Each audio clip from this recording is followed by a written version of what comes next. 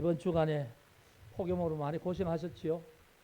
여름 더위가 뭐 더운 건 삼복더위가 덥다는 건 우리가 다 알지만 요즘 이 날은 좀 특별한 것 같아요. 어제 제가 잠시 바깥에 잠시 나갈 일이 갔는데 한 2시쯤 됐나요? 그냥 실내에 있다가 밖에 나가는데 열기가 확 덮치는 거죠. 그냥 이렇게 더운 게 아니고 열기가 확 하는데 마치 여러분 산불 나면 산불 나서 막 이렇게 그 화기가 확 불어닥치는 처럼 그런 느낌을 받았어요 어제. 그래서 야 이게 이제 더위가 보통 이 폭염이 아니구나 그런 생각을 했는데 여러분 건강 조심하시기 바랍니다. 예, 여러분 네. 오늘 사도행전 2장의 말씀을 봅니다. 오늘 2장의 앞부분에 보면 성령이 강림하는 사건이 나옵니다. 그래서 성령이 강림하심 제목을 그렇게 적고 이제 오늘 본문의 말씀을 좀 말씀드리려고 합니다. 제가 한번 여러분에게 좀 여쭤볼 일이 있는데 혹시 여러분 성령 충만함을 느낀 적이 있다? 그런 분이 있습니까? 성령 충만함을 경험한 적이 있다. 있어요? 네. 혹시 어떤 때 기도하는 중에 그냥 하나님이 뭔가 내게 무슨 말씀을 하신 그런 느낌, 그런 경험 있으세요? 네, 있죠.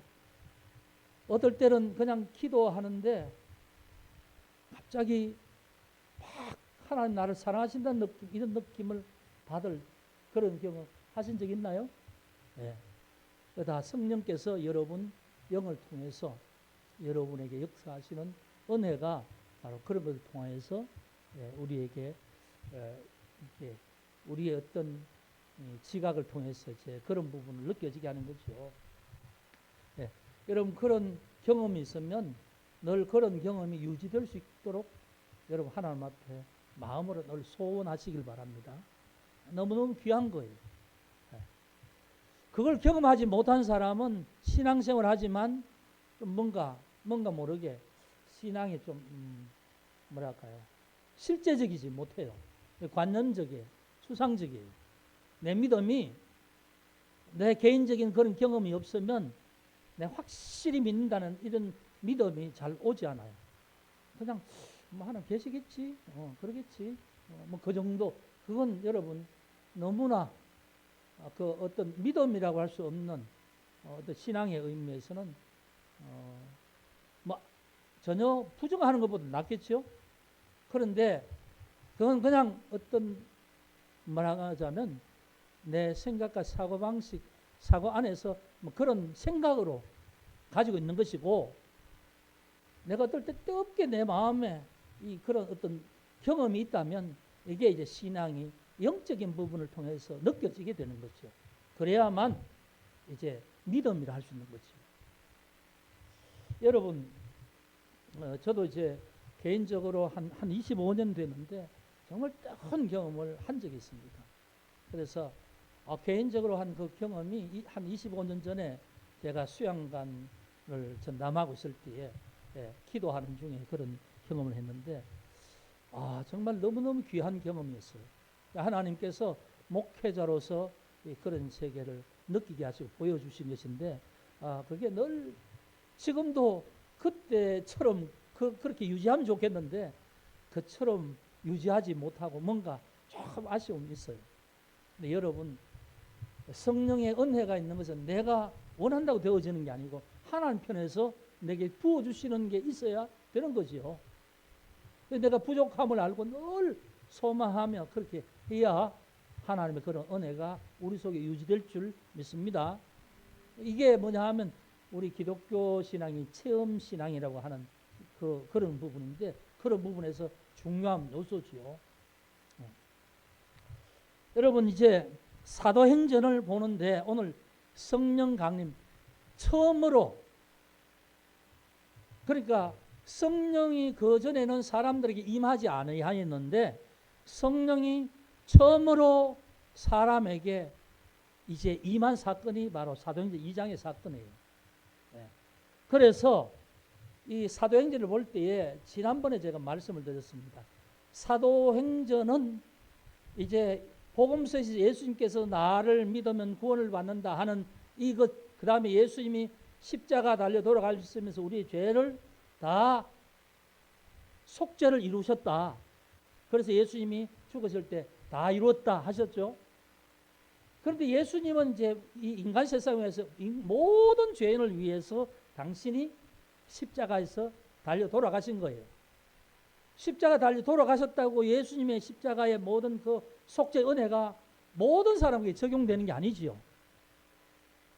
그 적용이 뭐냐 하면 오늘 사도행전에 성령이 임하면서 이 이후부터 예수에 대해서 믿기로 작정하면 성령이 그 사람의 영혼 속에서 이 영을 움직여서 영이 깨어나게 하고 그 영이 예수에 대해서 하는 데서 인식하게 되고, 그래서 정말 개인이 자기의 영을 통해서 내가 하나님을 인정하고 믿고 나는 구원받았다는 이런 어떤 이 믿음의 은혜가 확고하게 개인적으로 적용이 되는 거예요. 그래서 이 성령 충만이 임재하는 이 오순절 성령 세례 사건 이후에 제대로 십자가를 믿는 사람, 그래서 하나님 앞에 그 영혼이 구원받은 사람, 속죄가 이루어진 사람이 그때부터 되어진 거예요. 그래서 중요한 사건이죠. 그래서 이제 뭐냐 하면 사도행전의 가장 중요한 핵심은 뭐냐 하면 성령이 오심으로 예수께서 이루어오신 것을 각 사람에게 적용시켜서 믿어지게 하면서 구원이 실제로 이루어진 실제와 살아있는 믿음이 시작되는 부분이 바로 사도행전부터예요. 그래서 사도행전을 볼 때는 뭐냐 하면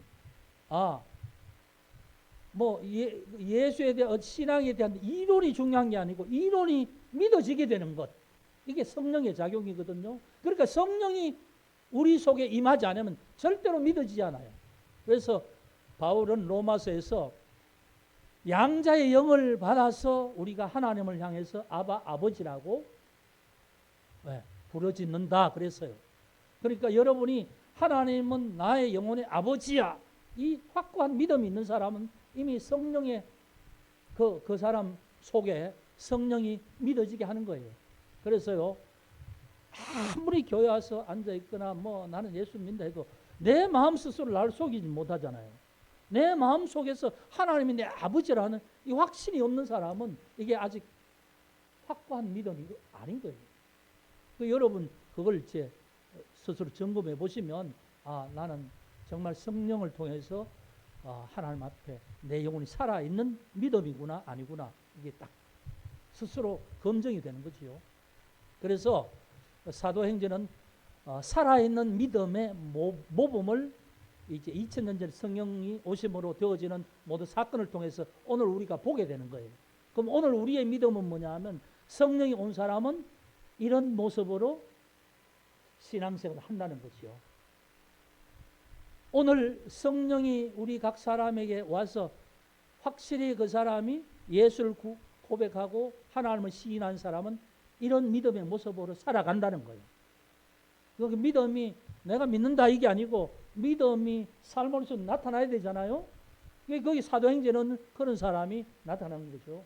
그러니까 사도행전을 볼 때는 이제 그런 부분을 보면 성령이 오시지 않고 사람이 아무리 해도 되는 게 아니고, 신앙은 영적인 부분이라 하는 것은 뭐냐 하면 하나님의 영이 우리에게 오실 때에 우리가 영적인 부분에서 하나님을 알게 되고 고백하고 하나님의 원하시는 뜻을 따라 살게 되는 힘이 우리에게 주어지는 것이고, 그렇게 된, 그래서 성령이 오셔야만 신앙인이 신앙인답게 살아가는 거죠. 자기 개인적으로도 스스로 자기의 영혼이 그렇게 인식하고 스스로 믿음의 작용이 그냥 그렇게 되어지는 것이고 삶도 그렇게 나타나는 거예요. 그러니까 성령을 받지 못한 사람은 죽었다 깨도 하나님의 사람으로 살지 못하는 겁니다. 그래서 이 부분이 중요한 거죠. 그래서 1장에는 예수님이 부활하시고 성천하시기 직전에 제자들에게 성령을 기다리라. 성령이 너에게 임하면 너희가 권능을 받고 너희가 내 증인이 될 것이다. 땅끝까지 이르러 내 증인이 될 것이다. 이 말씀하고 제자들 보는 앞에서 하늘로 올라가셨다고 그러죠. 그리고 이제 제자들이 그걸 이제 듣고 함께 모여서 기도하면서 12제자 중에 가룟 유다가 예수님을 배반하셨으니까 한 사람을 더 채워서 예수님과 함께 있었던 사람 중에 한 사람을 채워서 12사도의 수에 채워 넣는 거지요. 그게 마띠아라고 사도행전 1장에 말하는데 그게 뭐냐 하면 성령을 받으라고 예수님 말씀하신 걸 준비하는 제자들. 1장은 서론 부분이죠. 그리고 2장에서부터 드디어 본론입니다.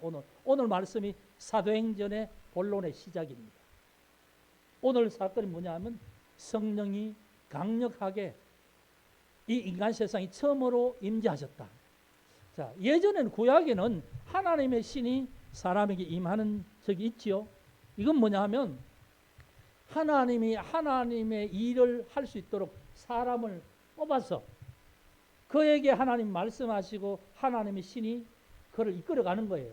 그렇게 모세도 하나님의 일을 위해서 하나님이 정한 사람이죠. 여호수아도 하나님의 일을 위해서 정한 사람. 그러니까 하나님이 정한 사람을 하나님의 일을 하기 위해서 하나님의 사자를 통해서 말씀하시고 능력을 보이시죠. 모세가 홍해를 가를 때에 모세를 통해서 하나님의 사자가 하는 거예요. 그러니까 하나님의 사자가 성령이라 할 수도 있고 하나님의 신이라고 할 수도 있는데 이제 구약에서는 하나님의 신이 사람들에게 그냥 임한 게 아니고 하나님의 어떤 정한 사람에게 그냥 임하는 거예요. 하나님이 그들을 구원하기 위해서 부른 게 아니라 하나님의 일을 위해서 그냥 택하여 사용하려고 하나님 그렇게 하신 거지요. 근데 신약에 오면 주의 이름을 부르는 모든 사람에게 이렇게 되는 거죠. 모든 사람에게 하나님의 일을 뭘 하기 위해서 이렇게 뽑은 사람이 아니고 주의 이름을 믿기를 원하는 모든 사람에게 주의 이름을 부르는 모든 이에게 이렇게 되는 거죠. 그래서 이제 이 신약 성경 이 사도행전 2장부터 진짜 하나님 앞에 구원을 받은 사람들이 실제로 어떻게 살아가는가 이런 부분이 나오는 본론인 거죠. 그래서 이제 오늘 이 말씀을 보면서 2장 1절 말씀을 봅시다. 오순절 날이 이미 이러매 그들이 다 같이 한 곳에 모였더니 이렇게 나옵니다. 오순절. 그리고 15절에 그냥 5절에 보면 그때에 경건한 유대인들이 천하 각국으로부터 와서 예루살렘에 머물러 있더니 이 두 개가 연결되는 부분인데 자, 성령이 강림한 사건이 오순절이죠. 오순절 날이 이름에 성령이 하늘로부터 2절 3절에 이제 성령이 임재하시는 그 광경이 묘사되어 있죠. 그러면 왜 오순절에 성령이 임하셨을까? 이런 생각이 들지 않으세요? 네. 자, 이제 이 전체 말씀을 보기 위해서 우리가 좀 뭔가 알기 위해서는 제가 오순절 의미가 뭔지를 좀 여러분 좀 알고 이제 그 다음에 봐야 됩니다. 오순절은 하나님께서 이스라엘 백성들에게 지키라고 한 절기 중에 두 번째 절기지요. 출애굽기에 보면 하나님이 이스라엘 백성에게 이스라엘 남자들은 다 이 절기를 지키라 하면서 유월절, 오순절, 오순절, 장막절 이렇게 말합니다. 유오장 이렇게 말하죠. 유월절, 오순절, 장막절. 자, 이걸 다른 말로 하면 유월절은 무교절이라고 같은 절기니까 무교절이라고 합니다. 조금 어렵지만 그 다음에 이 오순절은 칠칠절이라고 하기도 하고 그 다음 맥추절이라고 하기도 합니다. 그 다음 이제 장막절은 수장절이라고 하기도 합니다. 그런데 이제 이거 의미가 뭐냐면 유월절은 여러분 잘 아시죠? 왜 이 절기가 생겼느냐 하면 유월절은 애굽에서 탈출할 때에 하나님이 노예로 있던 그들을 탈출시키기 위해서 10가지 재앙을 내리는데 마지막 10번째 장자를 죽이는 그 재앙을 행하기 앞서서 하나님이 모세를 통해서 이스라엘 백성에게 양을 잡아라. 6월절 정월 14일 저녁에 양을 잡아서 피를 어떻게 하라고요? 이스라엘 백성, 히브리 백성들의 장막에 문설주하고 임방에 바르면, 그러면 내가 장자를 죽이는 그 재앙을 내릴 때에 피가 있는 집에는 넘어갈 것이다. 그래서 피가 있는 집은 하나님이 그 모세를 통해서 히브리 족속들에게 말씀했으니까 다 했겠지요. 그러니까 양이 피가 바른 집에는 장자의 심판하지 않고 넘어간다는 거예요. 그리고 그 밤에 그들이 애굽에서 탈출하게 되죠. 애굽 왕이 다 나가라 하잖아요. 다 가라고. 해방되죠. 그러니까 해방절인데 해방이 어떻게 되느냐? 죽음의 사자를 통해서 심판하여서 해방이 되는데, 거기에서 이스라엘 백성들에게는 6월절 양의 피를 발라서 용서받는 거예요. 그냥 생명이 보호받는 거죠. 그래서 이제 6월절을 지키라는 거예요. 그런데 이게 신약에 넣으면 어떻게 되냐면 6월절 어린 양으로 오신 분이 누굽니까? 예수 십자가 보혈이죠. 예수 십자가 보혈을 흘리셨어요. 예수님은 어린 양 피로 흘렸죠. 흘렸는데 그 피가 발라져 있는 사람, 믿음으로 발라져 있는 사람에게는 하나님의 죽음의 심판이 가지 않는다 그 말이죠. 그게 어디서 나타나죠? 복음서죠. 복음서. 예수님이 무엇을 하셨는가? 마지막 십자가에 죄를 위하여서 죽으셨다. 이게 복음서죠. 그러니까 6월절을 의미하는 것은 신약에 넣어보면 6월절 양이 바로 예수님이니까 예수님 생애를 말씀하는 복음서가 6월절의 의미예요. 이해가 됩니까? 여러분 이제 신앙생활 하면 이 정도는 좀 대충 이렇게 의미적으로 연결할 수 있어야 되는 거죠. 그러니까 단편적으로 뭐 듣고 좋다 안 좋다 이게 아니고 성경 전체를 볼 수 있는 눈이 있어야 돼요. 자, 그 다음에 6월절에서 7주가 지나면 7절, 그 다음 안식일 50일 되는 때가 오순절이잖아요. 이때는 뭐냐 하면 이제 이스라엘 백성들이 하나님의 은혜를 감사하는 절기인데, 농사를 지으면, 자, 6월절은 그때가 추수를 시작하는 날이에요. 추수를 시작하는 날. 6월절. 밀추수를 시작. 그래서 6월절 그 시기에 초실절이라고 말을 해요. 초실절. 처음 열매가 맺어서 이 수확을 시작하는 날이라 이 말이죠. 여기서 7주가 지나면 뭘 하느냐면 보리 추수하는 날이에요. 이제 그러니까 이 추수의 어떤 우리가 1년을 반을 두면 반년의 추수를 하는 마지막 시기가 맥추절이지요. 그래서 맥추절에는 이제 하나님 앞에 오순절에 제사 드릴 때는 곡식단을 가지고 하나님 그 제사 드릴 때 하나님 앞에 곡식단을 흔드는, 하나님 주신 은혜가 이처럼 이 곡식으로 우리에게 주셨습니다 하고 소제를 드리는 게 바로 오순절이에요. 하나님이 비를 내려주시고, 이런 비를 내려주시고 늦은 비를 내려주시고 햇빛을 주시고, 그래서 열매를 맺게 하셨으니 열매를 주신 분이 하나님의 은혜입니다. 그리고 그 열매를 하나님 앞에 올려드리는 거죠. 감사로. 그게 소제입니다. 소제를 드리는 절기가 오순절이죠. 그런데 이게 신약으로 싹 넘어오면 어떻게 되는지 아십니까? 이게 바로 오순절에 성령이 오심으로 말미암아 예수 십자가 이루신 속죄가 사람에게 구체적으로 적용되죠. 하나님의 은혜로 성령으로 적용되면 믿는 사람이 생겨나고 그 사람이 진짜 하나님 앞에 구원받은 열매가 되잖아요. 이해가 됩니까? 그래서 성령이 하나님이죠. 하나님의 은혜로 구원의 열매, 그러니까 구원받은 열매, 첫 열매는 누굽니까? 첫 열매는 예수님이잖아요. 6월절에 예수님 돌아가셨는데 다시 살아서 부활의 첫 열매가 되셨잖아요. 초실절. 그런데 7주가 지나서 오순절에 이제 성령이 오셔서 예수님 십자가를 믿는 사람이 생겨나면 그 사람이 하나님 앞에 구원받은 성도의 열매가 되잖아요. 이해가 됩니까? 그래서 오순절에 성령이 오셔서 하나님의 은혜로 오셔서 십자가를 믿음으로 말미암아 온전한 구원받는 자, 온전한 믿음의 사람, 살아있는 믿음의 사람, 그 사람이 바로 오순절 성령으로 인해서 되어진 사람이라는 거예요. 그래서 오순절 성령 이후에 어디까지요? 성경으로 따지면 사도행전 2장부터 유다서까지. 왜? 예수를 믿고 교회가 되어지고 성도들 서로 교제하고 그런 어떤 일들이 다 서신서까지 연결되잖아요. 거기까지가 바로 오순절에 의미하는 성령이 인도하시는 열매. 연결됩니까? 이게 신약적인 의미예요. 구약의 오순절은 그냥 하나님께서 알고 그걸 거두게 하신 하나님께 감사하는 것으로 절기를 지키는 거지만 신약에 넘어오면 그렇게 연결된다고요. 그 다음에 이제 수장절이죠. 수장절, 장막절. 그때는 한 해 모든 농사를 짓고 거두어서 말하자면 곳간에 들여놓고 하나님 앞에 감사드리는 절기예요. 자, 그건 뭐냐 하면 영적으로 보면 이런 겁니다.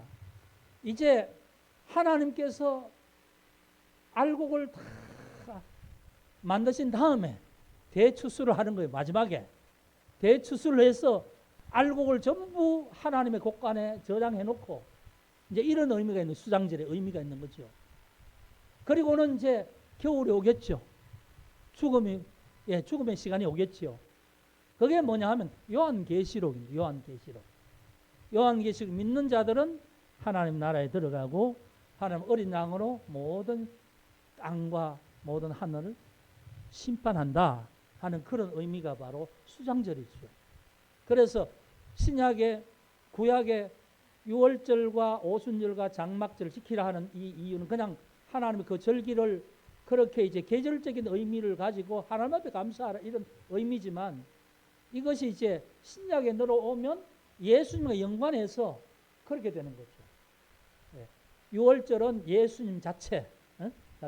그래서 복음서. 그 다음에 예수님이 그 이루어진 사역을 이제 성령님 오셔서 각 사람에게 적용시켜서 온전한 구원을 이루는, 그리고 온전한 구원을 이루면서 교회가 이루어지잖아요. 그 성도와 교회의 역사, 그 다음에 세상의 역사, 이것이 요한계시록 앞부분까지. 그리고 요한계시록의 마지막 어린 양의 심판, 보좌 심판, 그때는 하나님의 백성은 알곡으로 완전히 하나님의 곳간에 저장한다. 이런 의미들이 있다는 걸 우리가 기억하면 오늘 사도행전 2장은 이런 중요한 부분에 포인트가 되는 그런 것이 바로 오순절이다. 이런 의미를 알 수 있는 거죠. 이게 좀 여러분 이 의미를 말씀하는 게 재미는 좀 없을 거예요. 근데 이게 중요한 겁니다. 그래서 이제 이 구약의 절기를 지키기 위해서 사람들이 천하각국에서 모여들었죠. 예루살렘에. 이들은 예수를 믿는 게 아니고 그냥 구약의 유대교를 믿고 구약의 율법을 지키기 위해서 모여든 사람이에요. 그런데 이 모여든 사람 앞에 성령의 충만함을 입은 베드로와 사도들이 그때부터 설교를 하잖아요. 설교를 하면 사도행전 2장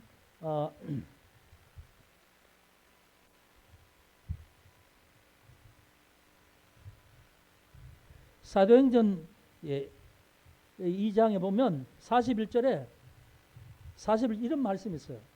그 말을 받은 사람들은 세례를 받음에 이날의 신도의 수가 얼마나 됐다고요? 3,000이나 됐더라.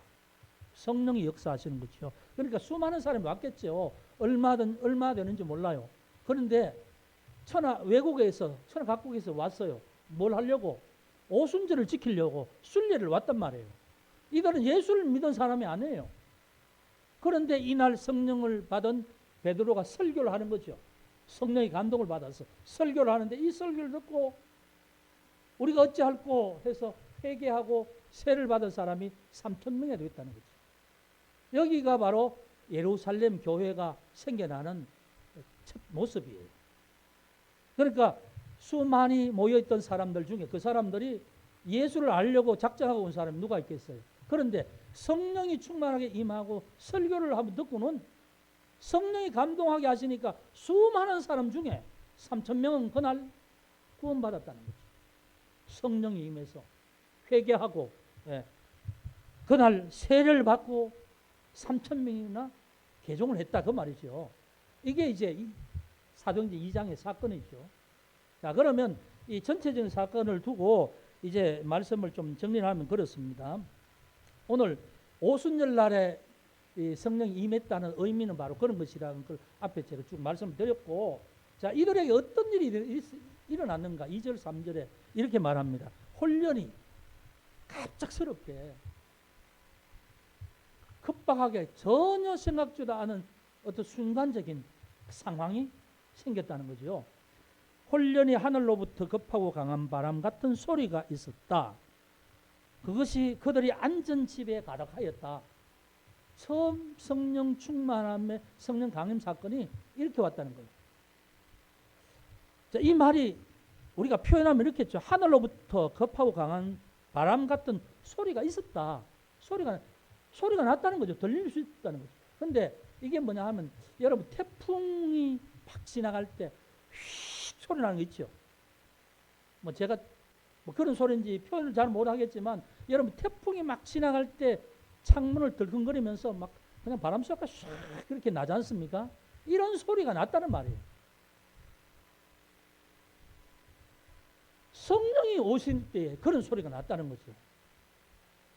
그러니까 성령이 오실 때에, 처음 오실 때에 이런 소리가 났다는 것은 거기 모여있는 사람이 들었겠어요? 못 들었겠어요?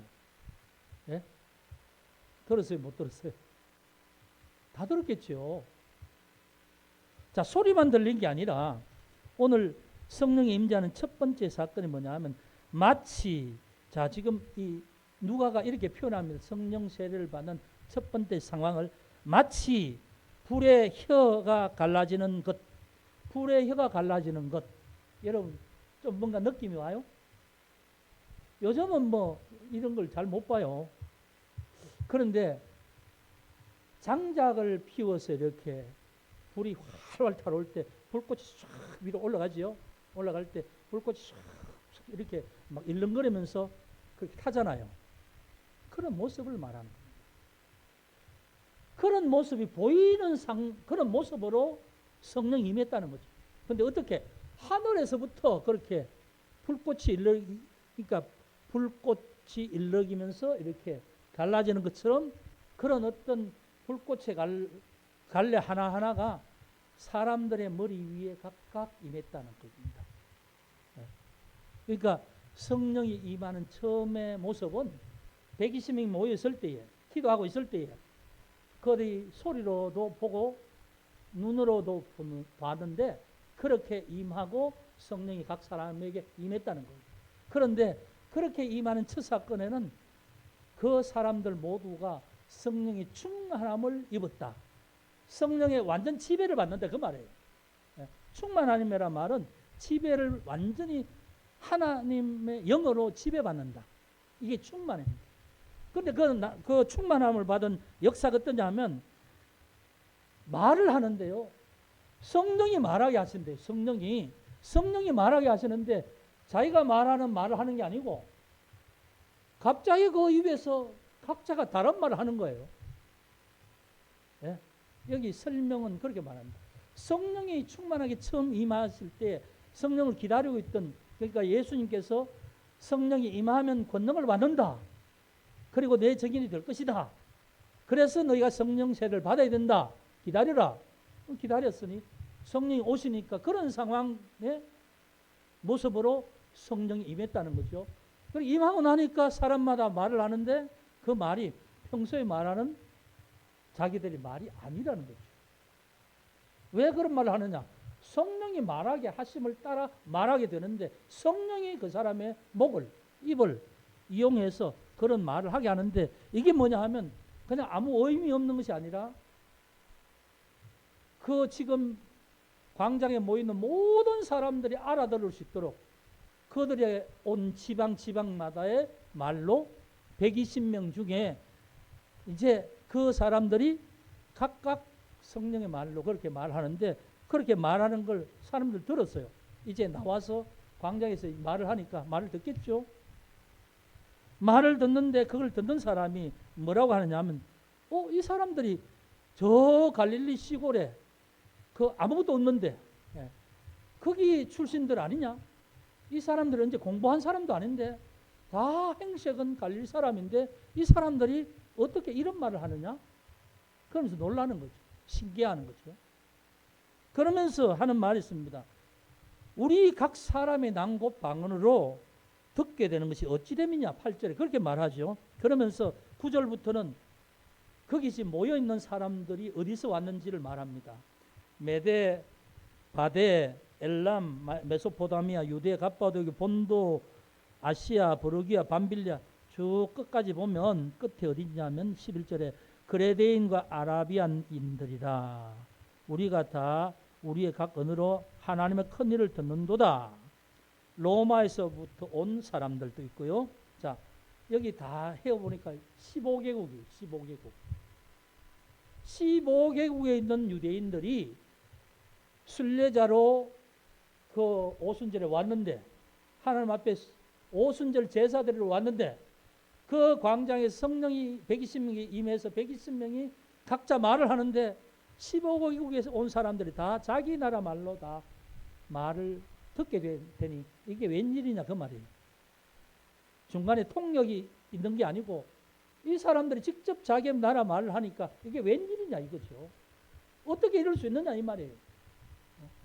이 사람이 갈릴리 사람들인데, 무식한 사람들인데, 이 사람들이 뭐 율법을 제대로 공부하고 무슨 제대로 어떤 고등교육을 받은 사람이 아닌데 어떻게 이 사람들이 우리가 한 번도 가보지 못한 우리 말을 아느냐 하느냐 그 말이에요. 그런데 오늘 그 말씀에 이 신기해하는 사람이 있는가 하면 그 말씀을, 그런 상황을 보고 이 사람들이 또 술주정하는 모양이다 하면서 조롱하는 사람이 있다는 거죠. 13절이죠. 어떤 이들은 조롱하여 이르되 그들이 세술에 취하였다. 자, 처음 강림하는 사건인데 이런 상황이었어요. 그런데 이 사건에서 이제 14절에 보면 베드로가 11사도와 함께 서서 소리 높여 이르되, 이제 베드로와 사도들이 거기서 사람들 워낙 많이 모여 있으니까 사도들이 이제 얘기를 하는데 뭐 많은 사람들 가운데 근데 한 곳에서 말을 할 수 없으니까 사도들 각자 이제 좀 흩어서 말을 하는 그런 상황이죠. 그런데 대표적으로 이제 바울이 설명을 하는, 베드로가 설명을 하는 거죠. 자, 이 일을 알게 할 터니까 내 말에 귀를 기울이라. 그러면서 하는 말이 지금 때가 제 3시야. 때가 3시라면 오전 9시라는 말입니다. 아침부터 술 먹고 주정하는 사람이 어디 있겠느냐. 때가 제 3시니 너희 생각같이 이 사람들 취한 것이 아니다. 그럼 이 사람들이 왜 그러느냐? 16절부터 19절, 21절까지 이제 베드로가 지금 설명하죠. 이것은, 이 상황은 선지자, 구약의 선지자 요엘을 통하여 이미 말씀하신 것이 이제 이루어지는 것이다. 그런 말이에요.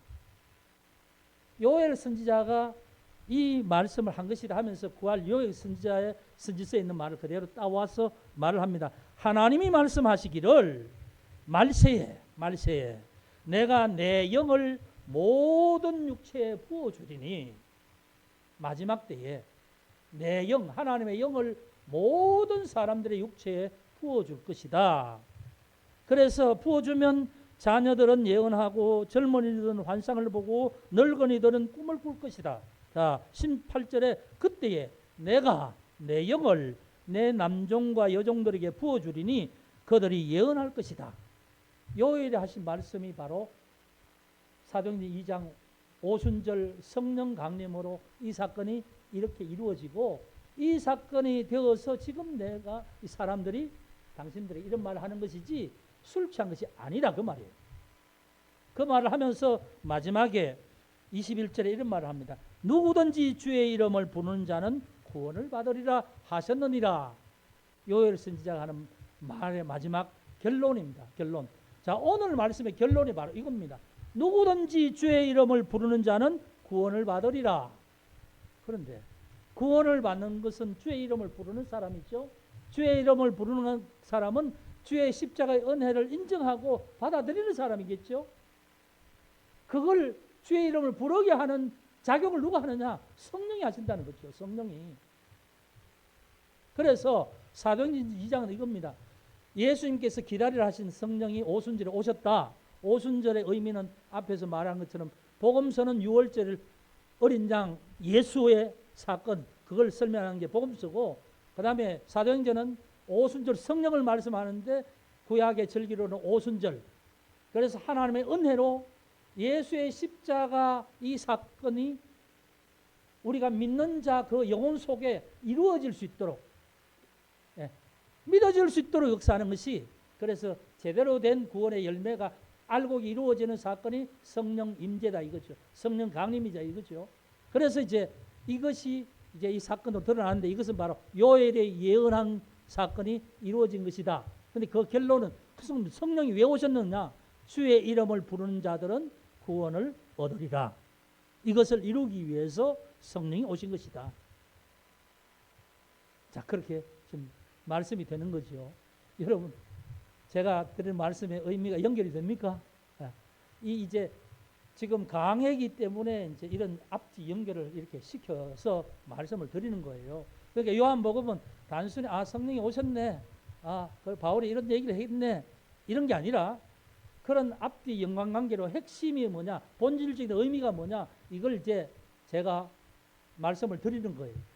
이런 연관성 가운데서 말씀을 봐야 되고요. 그 다음에 이제 오늘 중요한 것은 이겁니다. 여러분, 성령의 충만함이 얼마나 중요한가. 신앙이란 관념이 아닙니다. 신앙은 내가 생각하는 게 아니에요. 사상이 아니에요. 내가 믿는다는 내 마음에 작용도 안 해요.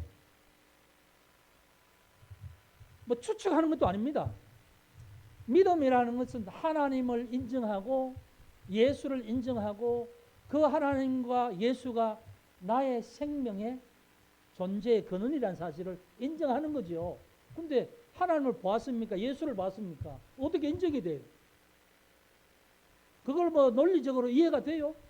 그걸 따져서 뭐 이해를 하는 거예요? 그게 아니라 그걸 기독교에서 말하는 하나님과 성부, 성자, 성령을 인정하고 믿는 것이 뭐냐 하면, 성령이 내 마음에 오셔서 내 마음의 영을 일깨우셔서 내 마음의 근본적인 부분을 이제 열어주셔서 깨달아질 때 믿게 되는 것이죠. 믿게 되는 거죠. 그게 믿어야만 하나님과 관계가 맺어지는 거죠. 예수가 바로 나의 구주가 되는 거죠. 그게 믿어져야. 그게 바로 기독교 신앙인데, 그걸 내 개인이 마음으로부터 인정하고 고백하게 되는 게 쉬운 일이 아니죠. 그걸 뭐 논리적으로 따져서 합니까? 그걸 하게 하는 분이 바로 성령님이신데, 성령님 오시어서 내 마음에 있는 자는 내가 마음으로 그냥 그걸 그냥 자연스럽게 하나님 내 아버지시다 인정하는 거예요. 예수는 나의 구주다 인정하는 거예요. 인정되는 거예요. 그게 뭐 따져서 되는 게 아니고 뭐 인정하는 거예요. 뭐 있는지 없는지 모르겠지만 안 믿는 것도 낫겠지, 안 가는 것도 낫겠지. 그건 믿음이 아니에요. 그건 신앙이 아니에요. 그 부분이 해결 안 되면, 제가 지난번에 말씀드린 것처럼 교회에서 장로님이신데 죽기 전에 목사님에게, 목사님 내가 평생 교회 생활을 했고 평생 내가 교회에서 장로로 직분을 받아서 수고했는데 죽을 때 되니까 내가 천국 갈지 내가 잘 모르겠습니다. 똑같은 거예요. 그게 내 마음에 고백이 되어지지 않으면서 겉으로는 그냥 열심히 하는 것처럼 하는데 그 해결이 안 되는 거죠. 그 해결은 성령이 내 마음을 움직여 주실 때 해결되는 거예요. 성령이 내 영혼 속에 오실 때 해결이 되는 거예요. 그러니까 이게 신앙생활의 가장 근본적인 문제고, 이거 해결 안 되면 다른 게 해결 다 안 되는 거예요. 그냥 우리가 뭐 적당히 윤리적으로 내가 뭐 그렇게 사는 것, 적당히 뭐 그렇게 사는 것, 그건 신앙이라고 할 수 없죠. 그 부분이 해결돼야 된다는 거예요. 그 부분을 해결은 뭐냐면 성령이 내 속에 오셔서 내 마음에 내 영혼을 움직여 주시는 거죠. 그게 안 된 분들은요, 그걸 위해서 기도하시기 바랍니다. 잘 몰라요, 하나님. 예수님도 잘 몰라요. 그런데 난 믿고 싶어요. 내 영혼에 믿어지게 해주세요. 이게 가장 큰 기도 제목이에요. 그게 해결되지 않고는 뭐 다 이게 보면 형식적이 될 수밖에 없잖아요. 이게 내 마음의 고백이 되지 않잖아요. 그러니까 여러분 이제 사도행전 2장을 하면서 적용입니다. 사도행전 2장은 참으로 살아있는 신앙에 대한 부분을 가르쳐준다고 그랬죠. 그러면 살아있는 신앙의 모델이 사도행전에 나오는 인물이라면, 사도들이라면, 자, 이 말씀을 보면 나의 지금 상황은 어떠냐는 거죠. 여러분 믿어집니까? 하나님이 아버지라고 고백되어집니까? 예? 나는 예수 그리스도 때문에 나는 죄 용서 받았다는 게 인정되어집니까? 이 부분이 해결 안 되면 이 부분은 해결해야 되지요. 내가 형식적으로 뭐 왔다 갔다 할 이유가 없잖아요. 종교적으로 할 이유가 없잖아요.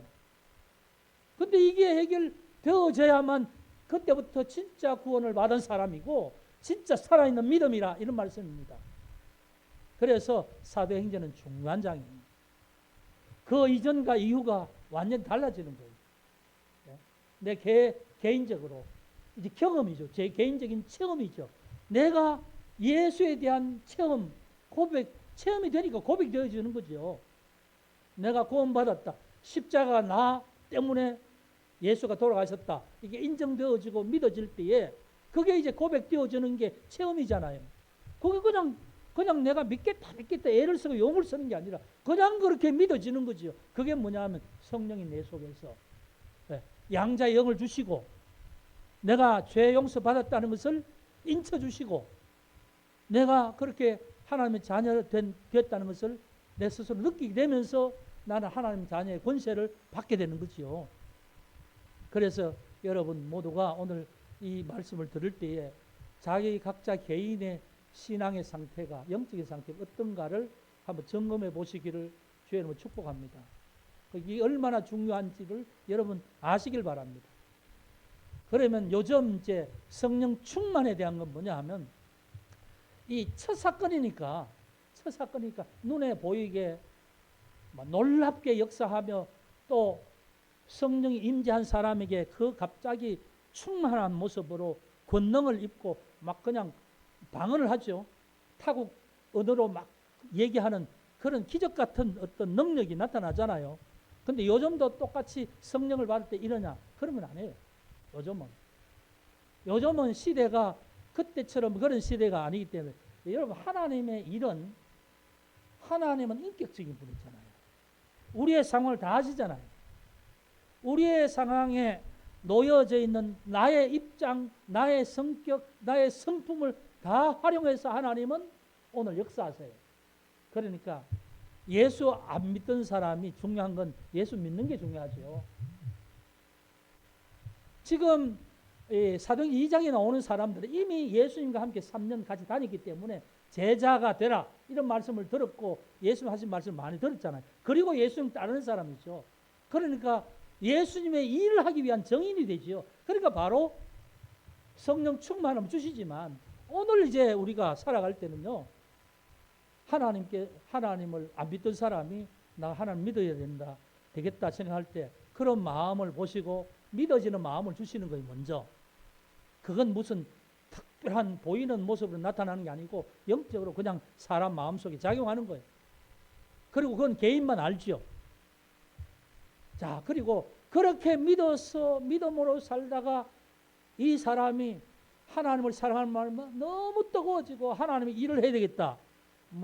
우리가 교회 좀 이따 광고하겠지만 곽시온이가 그냥 청년으로 살다가 하나님 앞에 이제 목회하며 선교사로 하겠습니다 하면서 신학교 갔잖아요. 여러분 그냥 학생으로 살 때에 무슨 하나님의 일을 위해서 하는 것이 아니라 공부하고 학생이니까 일반 청년으로 그냥 그렇게 하지만 신학교를 가서 목회자가 되겠다, 선교사가 되겠다 할 때는 선교사에 합당한 권능을 주시는 거예요. 권능을 주시는 거죠. 그런 것처럼 안 믿는 사람에게는 그냥 예수 믿는 것으로 성령이 우리에게 들어오셔서 우리의 마음을 감동시켜 주십니다. 그러다가 주님을 사랑하고 뭔가 정말 하나님 앞에서 뭔가 일을 하겠다는 성령의 뜨거운 감동을 따서 그렇게 살려고 애쓰는 사람에게 성령 충만함을 주셔서 능력을 주시는 거죠. 그래서 목회자가 되게 하고 또 목회자가 되었으면 말씀을 보면 해석할 수 있는 능력도 지혜 주시고 다 그렇게 하나님 역사하시는 거죠. 그래서 지금은 사도행 2장처럼 불같이 임하는 이런 역사는 뭐 예를 들어 이런 건 있습니다. 완전히 뭐 망나니 같이 살던 사람이 예, 완전 하나님 앞에 그 사람은 불같이 뭔가 경험 안 해주면 옛날 습성을 못 버리잖아요. 뭐 그런 사람들 간증하는 사람 중에 옛날에 내가 뭐 아주 뭐 그런 어떤 험악한 인생을 살았는데 뭐 불을 받고 변했다 이렇게 말씀하는 간증을 하는 사람 있죠. 그럴 경험에만 그 사람에 합당하게 하나님의 어떤 놀라운 역사를 뜨겁게 경험하게 하는 것이 보통 사람에게 다 똑같이 하는 게 아닙니다. 그래서 성격대로 하는 겁니다. 성격 차분한 사람은 성령님께서도 차분하게 역사하세요. 성격이 외향적인 사람에게는 좀 성령님도 그 사람 속에 있어서 그 사람 외향적인 성격에 맞게 뭔가 성령님이 일을 하세요. 그래서 성령님이 하시는 모든 일은 우리가 알 수 없는 방법으로 각자의 상황에 따라서 형편에 따라서 성격에 따라서 뭐 그런 상황에 따라서 역사하시는 거예요. 오늘날은. 그러니까 이제 이건 하나의 표본이라는 거. 표본. 처음 성령 강림한 표본이고 오늘날은 그렇게 역사하시는데 그렇지만 성령이 임하셔야 우리의 마음 영혼 속에서 하나님을 믿는 믿음이 바로 고백되어지고 확실히 자기 개인 구원의 확신이 거기서부터 시작된다는 거예요. 그래서 이제 오늘 이 말씀을 드렸습니다. 오늘 말씀은 사실 어려웠어요. 여러 가지 뭐냐면 그냥 편안하게 하는 것이 아니라 어떤 절기에 대한 부분과 예수님에 대한 것과 신약성경 전체를 이렇게 연결시키고 이 사건을 제가 설명하기 위해서 그렇게 말씀드렸는데 어떻든 성령 충만과 성령의 임재가 이게 중요하다. 예. 그리고 이것이 여러분들 스스로에게 얼마나 적용됐는지를 보시고 또 한번 나는 어느 정도의 상태의 믿음인지 나는 그냥 구원받고 하나님의 자녀가 된 것인지 아니면 제자로서 정인으로서 살 수 있는 마음으로 성령이 원하시는 것인지 이런 부분도 스스로의 어떤 상태를 통해서 점검해 볼 수 있습니다. 여러분 한 주간도 성령의 은혜를 놓치지 마시고 여러분 어떤 부분이든지 여러분 각자에게 합당한 대로 성령이 주시는 은혜 안에 거하시고 또 체험하시고 그래서 살아있는 믿음으로 여러분 한 주간 인도함 받으시를 주의 이름으로 축복합니다. 기도하겠습니다. 아버지 하나님 감사합니다. 영광을 받아 주시옵소서. 오늘 무대 가운데서도 저희를 부르시고 또한 말씀을 주셨습니다. 성령이 처음으로 강림하신 사건 그것으로 인하여서 하나님께서는 주의 이름을 부른 자들이 다 구원을 받으리라 한 이 말씀으로 성령의 임재 성령을 부어주신 목적을 말씀하십니다. 그래서 성령으로 하지 않고는 주를 우리가 주로 고백할 수 없음을 분명히 알고 우리의 믿음을 스스로 점검하게 하여 주시고 또 성령의 충만함을 늘 마음속으로 사모하며 오늘 살아가게 하여 주옵소서. 오늘 주님 앞에 나와 예배드리는 모든 주의 백성들을 주님 축복하여 주옵소서. 한 주간도 인도하여 주시옵소서. 예수 그리스도 이름으로 기도합니다. 아멘. 파송의 기도입니다. 주님이 그대 앞에